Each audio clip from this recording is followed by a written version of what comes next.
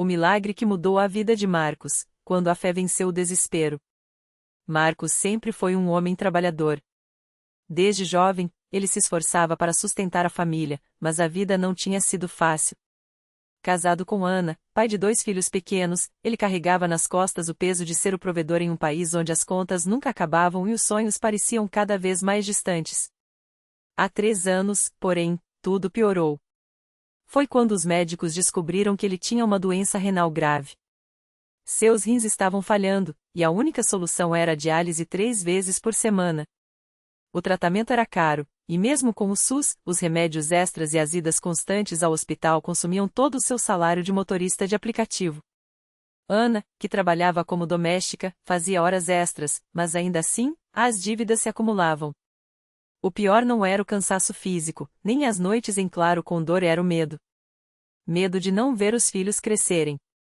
Medo de deixar Ana sozinha. Medo de não ter forças para lutar. Uma noite, depois de mais uma sessão de diálise que o deixou fraco e desanimado, Marcos sentou na calçada do hospital e chorou. Não era um choro de revolta, mas de derrota. Deus, se o Senhor existe, por que me abandonou? Murmurou, com as mãos trêmulas.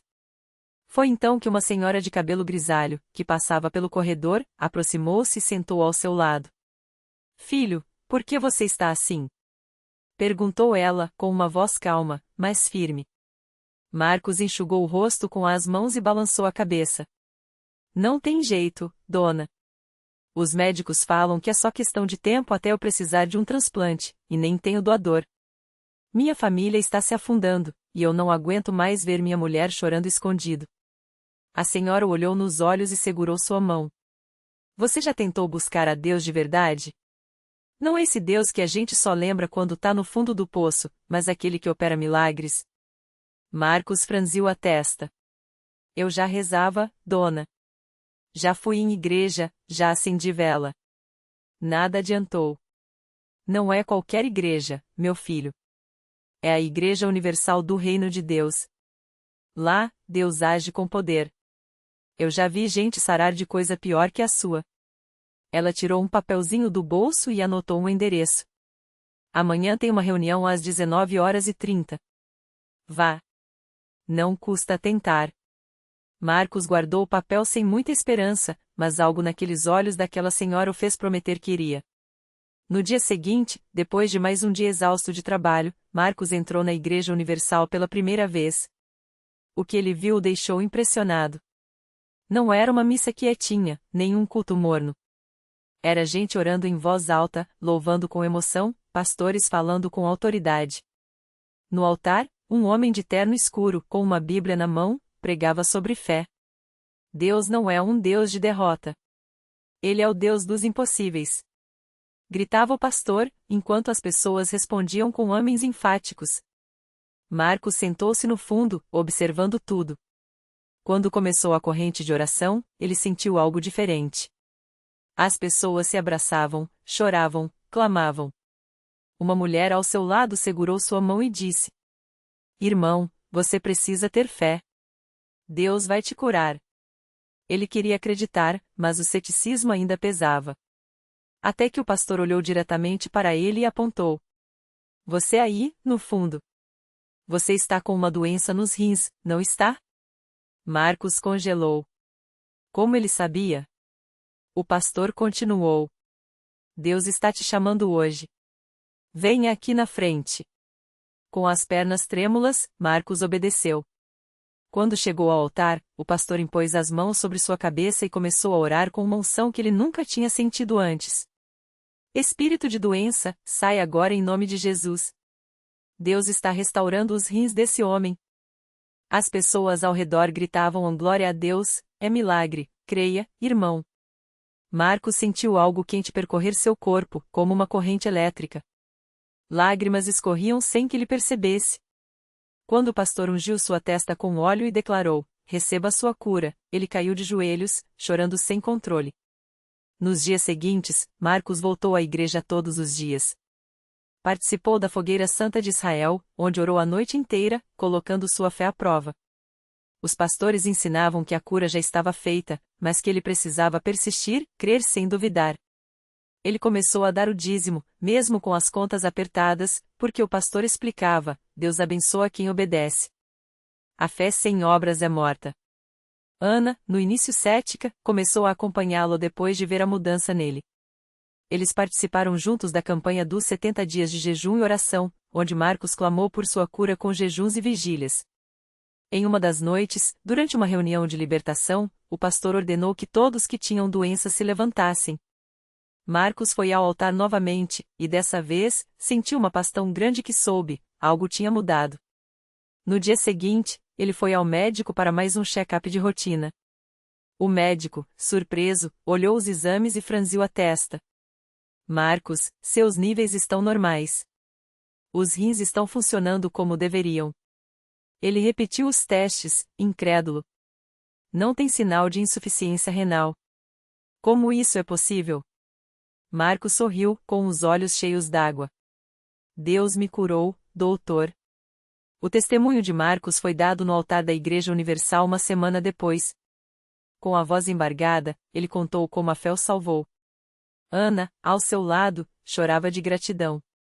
Os irmãos na fé aplaudiam, glorificando a Deus. Eu aprendi que Deus não desiste da gente, mesmo quando a gente desiste dele, disse Marcos, segurando o microfone. A Universal me ensinou que a fé não é só acreditar, é agir. É persistir. É confiar mesmo quando tudo parece perdido. Hoje, Marcos não só está curado como também se tornou um obreiro na igreja. Ele ajuda outros que chegam desanimados, compartilhando sua história e mostrando que milagres ainda acontecem. Sua família foi restaurada, as dívidas foram pagas, e ele agora vive para servir a Deus. Se você está passando por uma luta, não desista, ele sempre diz. Deus tem um milagre com o seu nome. Basta você dar o primeiro passo. E assim, a vida de Marcos se tornou um testemunho vivo de que, na Igreja Universal do Reino de Deus, a fé move montanhas e o impossível se torna possível. Naquela mesma semana, enquanto Marcos compartilhava seu testemunho no altar, uma mulher chamada Ana sentada nos bancos do fundo chorava em silêncio. Ela havia chegado à igreja arrasada, com o coração partido e as mãos vazias. Seu filho, Lucas, de apenas 12 anos, estava internado há meses em estado grave. Os médicos haviam dito que não havia mais esperança, uma doença rara atacava seu corpo, e os remédios já não faziam efeito. As contas do hospital se acumulavam, e o desespero tinha tomado conta dela. Senhor, eu não aguento mais, Ana sussurrou, apertando o lenço molhado entre os dedos. Se o Senhor é real, me mostra um sinal. Foi então que ela ouviu a voz de Marcos falando sobre persistência. Algo dentro dela se mexeu. Depois do culto, ela se aproximou do obreiro, com os olhos inchados e a voz trêmula.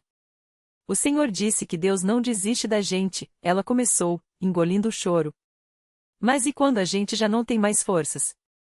Marcos olhou para ela com uma compaixão que só quem já esteve no fundo do poço poderia ter. Ele colocou a mão no ombro dela e disse: Ana, eu também achei que tudo estava perdido. Mas Deus não olha para o que a gente vê. Ele olha para o que a gente ainda não viu. Vamos orar agora mesmo pelo seu Lucas. E ali, no meio da igreja, entre lágrimas e clamores, Ana entregou seu filho nas mãos de Deus. Os obreiros oraram com ela, impuseram as mãos, e Ana sentiu uma paz que não sentia há meses. Não era uma paz de resignação, mas de certeza. Algo dentro dela gritava: não está acabado. No dia seguinte, quando Ana chegou ao hospital, os médicos a chamaram com uma expressão que ela não via há muito tempo: esperança. Nós não entendemos, disse a médica, mostrando os exames. Os níveis dele melhoraram significativamente durante a noite. É como se algo tivesse mudado. Ana caiu de joelhos ali mesmo no corredor. Não eram só os exames, Lucas abriu os olhos e sorriu fraco para ela pela primeira vez em semanas. Mãe, eu sonhei com um homem de branco, ele murmurou. Ele disse que eu ia ficar bom.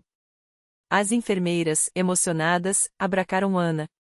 Os médicos, mesmo sem explicação científica, não podiam negar, aquele menino estava se recuperando de um jeito que desafiava toda a lógica. Quando Lucas recebeu alta semanas depois, Ana voltou à igreja com ele ao lado. Desta vez, não era para pedir, mas para agradecer. E foi ali, no mesmo altar onde ela havia chorado, que Lucas, agora de pé e cheio de vida, levantou a voz. Eu também quero servir a Deus. Quero contar para todo mundo que Ele é real. A igreja explodiu em lágrimas e aplausos. Mais uma família restaurada. Mais um milagre que não podia ser explicado, só vivido. E assim, como Marcos, Ana e Lucas se tornaram mais um elos na corrente de fé que nunca para de crescer. Porque na Universal, não são apenas histórias que se ouvem, são vidas que se transformam. E todo dia, alguém novo descobre que, quando Deus entra na história, o final sempre é melhor do que a gente imaginava. O tempo passou, mas o milagre de Lucas não foi esquecido. Pelo contrário, virou um testemunho que ecoava nos corredores da igreja, nas casas dos vizinhos, até nas redes sociais, onde Ana, com coragem, começou a compartilhar cada detalhe daquela batalha vencida. Muitas pessoas que antes torciam o nariz para a fé agora paravam para ouvir. Algumas, até, decidiram dar uma chance para Deus depois de verem com seus próprios olhos a mudança naquela família. Marcos, que antes era um homem fechado e cheio de amargura, agora sorria sem esforço. Ele não só voltou a trabalhar como também se tornou um obreiro voluntário na igreja, ajudando outros homens que, como ele, achavam que a vida não tinha mais jeito. Nas reuniões de segunda-feira, ele contava sua história com a voz embargada, mas firme. Eu quase perdi tudo, mas Deus me deu não só meu filho de volta, como me deu uma família de verdade. Hoje, eu sei que não estou sozinho. Lucas, que os médicos disseram que nunca mais andaria direito, não só recuperou os movimentos como começou a jogar futebol no time da igreja. Nas quartas-feiras, ele era um dos primeiros a chegar para ajudar a organizar as cadeiras, e nas campanhas de fé, ele estava sempre lá, orando por quem precisava. Uma vez, uma mãe desesperada chegou chorando com um filho no colo, uma criança que, assim como ele, tinha recebido um diagnóstico sem esperança. Lucas, com os olhos brilhando, colocou a mão na cabeça do menino e disse: Tia, não chora não. Deus é maior que qualquer doença. Eu sei disso porque Ele fez isso por mim. Ana, que antes se sentia sozinha até dentro de casa, agora era uma das mulheres mais ativas na igreja. Ela liderava um grupo de oração para mães e, toda semana, recebia mensagens de pessoas que haviam sido tocadas pela história dela. Uma delas era a Dona Maria, uma senhora que morava na mesma rua e que, depois de ouvir o testemunho de Ana, decidiu entrar na igreja pela primeira vez. Eu pensava que Deus não se importava comigo, ela confessou, segurando as mãos de Ana com lágrimas nos olhos. Mas quando vi seu filho andando, algo dentro de mim mudou. Se Deus fez isso por vocês, Ele pode fazer por mim também. E Deus fez. Dona Maria, que sofria há anos com uma depressão profunda, começou a frequentar as reuniões e, pouco a pouco, sentiu uma paz que não conhecia. Seu rosto, antes marcado pela tristeza, foi se iluminando. Um dia, ela chegou na igreja com um sorriso tão grande que Ana nem reconheceu. Filha, eu não tomo mais remédio para dormir. Deus tirou esse peso de mim. O pastor, que acompanhava tudo de perto, sempre dizia no púlpito: um milagre nunca é só para uma pessoa. Ele é como uma pedra jogada no lago, as ondas vão longe, alcançando vidas que a gente nem imagina. E era a verdade. A história de Ana, Marcos e Lucas não só mudou a vida deles, como tocou a de dezenas, centenas de pessoas. Alguns, que antes passavam pela porta da igreja sem nem olhar, agora entravam com esperança. Outros, que já frequentavam, se fortaleceram na fé ao verem que Deus ainda opera milagres nos dias de hoje. Numa tarde de domingo, depois do culto, Lucas abordou o pastor com um pedido: Pastor, eu quero batizar. Quero me entregar de vez para Deus. O pastor, emocionado, abraçou o menino e disse: Filho, você já é um milagre andando. Mas isso aqui é só o começo. E assim, no próximo batismo, Lucas desceu às águas não como uma vítima da vida, mas como um vencedor, um jovem que já tinha uma história de superação para contar. Hoje, quando alguém pergunta como eles conseguiram passar por tudo aquilo, Ana sorri e responde: Não fomos nós. Foi Deus. E Ele não muda. Se fez por nós, faz por qualquer um que crer. Porque na Universal, não são só palavras que se pregam, são vidas que se reconstruem. E a cada dia, mais alguém descobre que, quando a fé encontra a obediência, os impossíveis se tornam possíveis. E o melhor de tudo: essa história não acabou.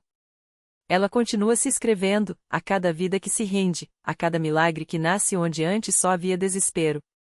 O tempo passou, e o que antes era um testemunho de dor se tornou um farol de esperança na igreja.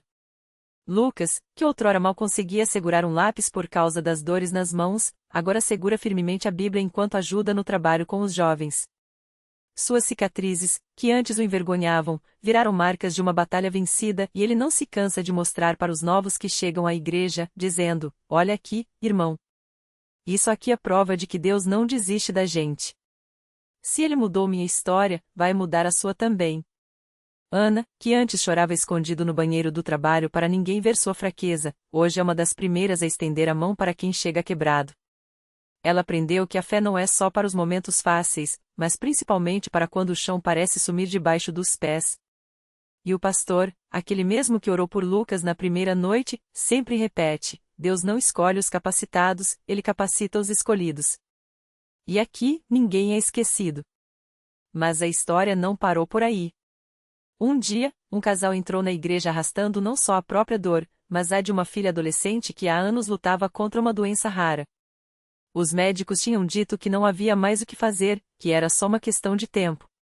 Eles vieram sem esperança, só por insistência de uma vizinha que não desistiu de convidá-los. E foi ali, entre os bancos da Universal, que ouviram pela primeira vez que Deus ainda opera milagres. O pastor os recebeu sem pressa, como sempre faz.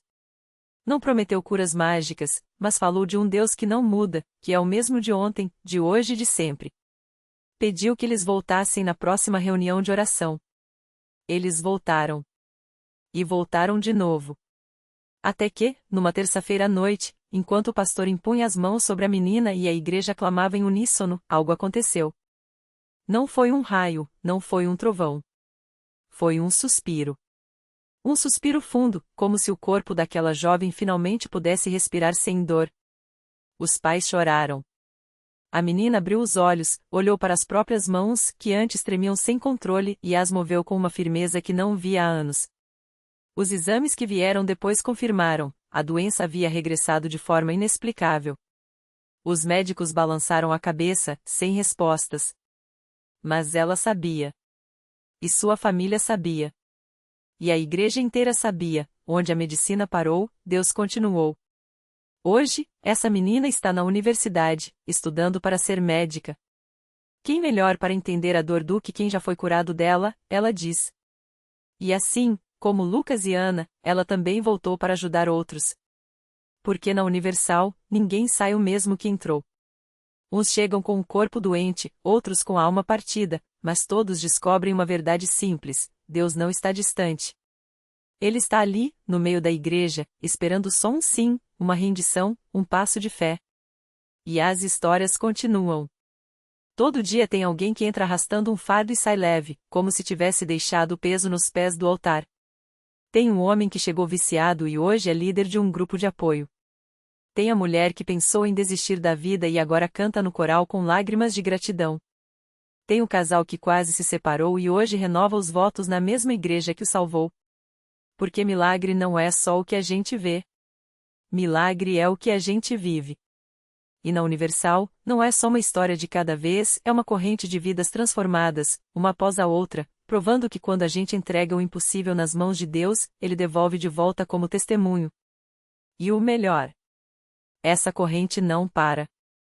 Ela segue, a cada dia, a cada vida, a cada amém que sobe aos céus e volta como resposta. Porque Deus não mudou. E enquanto houver alguém precisando de um milagre, a igreja estará de portas abertas, com os braços estendidos, dizendo: vem. Aqui, tudo pode mudar. E foi assim que Maria Aparecida entrou naquela corrente. Ela chegava arrastando não só o corpo cansado de anos de luta, mas uma dor que parecia não ter nome. Os médicos tinham dito que era fibromialgia, mas as palavras técnicas não aliviavam as noites em claro, nem o desespero de ver os filhos pequenos crescendo enquanto ela mal conseguia levantar da cama. Mãe, hoje você vai me buscar na escola? Perguntava o caçula, e ela mentia, dizendo que sim, só para não ver a decepção nos olhos dele.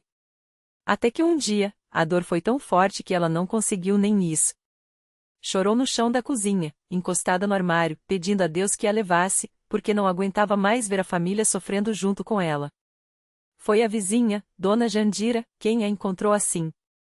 Não falou muito, só segurou sua mão e disse: "Vem comigo. Lá tem gente que ora e Deus responde." Maria Aparecida até riu, amargurada. Já rezaram por mim até os pastores da televisão, Dona Janda. Nada adianta. Mas a velhinha, com sua fé simples e teimosa, só apertou mais a mão dela. Lá é diferente. Lá, eles não desistem de você. E ela foi. Não por esperança, mas por não ter mais forças para dizer não. Entrou na Universal arrastando os pés, com o corpo todo latejando, como se cada passo fosse um prego sendo martelado em seus ossos. Sentou-se no fundo, onde achava que ninguém repararia nela. Mas ali, algo aconteceu. Não foi o sermão, não foram as músicas, foi quando o pastor parou no meio da mensagem, olhou direto para ela, como se soubesse, como se Deus tivesse sussurrado no ouvido dele, e disse: "Tem alguém aqui que está sendo esmagado pela dor, mas hoje Deus está dizendo: levanta, porque eu já quebrei essa maldição." Maria Aparecida sentiu um calafrio. Não era dor. Era como se uma mão invisível tivesse tocado suas costas, e de repente, ela conseguiu respirar fundo sem sentir pontadas. O pastor desceu do púlpito, veio até ela e colocou as mãos em sua cabeça. Não gritou, não fez espetáculo, só orou, com uma autoridade que ela nunca tinha visto antes: "Em nome de Jesus, eu determino que essa dor saia agora." O sangue de Cristo limpa cada célula, cada nervo, cada articulação. Você está livre. Ela não sentiu nada no primeiro segundo. Nem no segundo. Mas quando tentou se levantar para ir embora, percebeu: o peso tinha sumido. Não era alívio temporário, não era efeito de remédio. Era como se alguém tivesse tirado um colete de chumbo que ela carregava há anos. No caminho para casa, ela correu. Literalmente correu, coisa que não fazia há tanto tempo que nem lembrava como era. Os filhos, quando a viram entrar pulando no portão, acharam que era brincadeira. Até que ela os abraçou, girando com eles, rindo e chorando ao mesmo tempo. "Mãe, o que aconteceu?" perguntou o mais velho. E ela, com os olhos brilhando, respondeu: "Deus me curou. E agora, nada vai nos parar." Hoje, Maria Aparecida não só corre com os filhos, como lidera um grupo de oração para pessoas com dores crônicas. "Se Deus fez por mim, faz por qualquer um", ela repete, enquanto abraça cada novo rosto que chega quebrado na igreja. E não é só ela. Tem o seu João, que chegou com um diagnóstico de câncer terminal e hoje mostra os exames limpos para todo mundo que duvida. Tem a moça que veio com uma depressão tão profunda que não conseguia sair da cama, e agora está no altar louvando, com a Bíblia marcada no Salmo 30, "Chorei à noite, mas pela manhã veio o canto de alegria." Porque na Universal, milagre não é coisa do passado. É o presente que Deus dá todo dia, para quem tem coragem de acreditar. E a corrente continua, puxando mais um, e mais um, e mais um, até que não sobre ninguém fora dela. Porque a promessa é clara: todo aquele que invocar o nome do Senhor será salvo. E lá, ninguém invoca em vão. E então chegou ele. Um homem de mãos calejadas, olhos cansados e uma dor que ninguém via. Entrou arrastando não só o corpo, mas uma vida de escolhas erradas, dívidas e uma solidão que doía mais que a coluna destruída pelos anos de trabalho pesado. Sentou-se no último banco, como se não merecesse estar ali. Mas a corrente não o deixou escapar. "Vem, irmão." Deus não olha para trás, olha para frente, disse a mulher que já fora depressiva, estendendo a mão. Ele hesitou, mas quando seu João, o ex-terminal, colocou a mão em seu ombro e sussurrou: "Eu também achei que era tarde", até não ser, algo dentro dele rachou. No altar, entre lágrimas e orações, ele desabou. Não pediu cura, pediu perdão. Não pediu riqueza, pediu paz. E quando levantou, não foi sozinho, uma multidão de mãos, algumas antes quebradas como a dele, o ergueram. Semanas depois, voltava com um sorriso tímido e um envelope amassado: "Paguei a última dívida. O patrão me deu um aumento, sem eu pedir." Mas o milagre não era só isso. Era a filha que, após anos sem falar com ele, apareceu na igreja no domingo seguinte. Era o médico que, ao revisar seus exames, franziu a testa: "Sua coluna está regenerando." Não tem explicação. Era ele mesmo, de pé à noite, olhando para o céu e entendendo pela primeira vez que merecer não era a questão, aceitar sim. Porque milagre não é só o que Deus faz, é o que Ele refaz. Aquela igreja não era um lugar de santos perfeitos, mas de pecadores salvos. Não era um museu de relíquias, mas uma oficina de vidas. E a lição? Deus não escolhe os capacitados, capacita os escolhidos. Não importa quão fundo você caiu, a corrente da fé sempre puxa para cima, basta soltar a mão do que te afoga e agarrar a dele. E assim, a corrente continua. Porque quando um se levanta, desce e animam. Quando um chora e é consolado, 100 descobrem que também podem ser. E a promessa ecoa, simples e poderosa: todo aquele que invocar, lá, ninguém sai como entrou. Ninguém.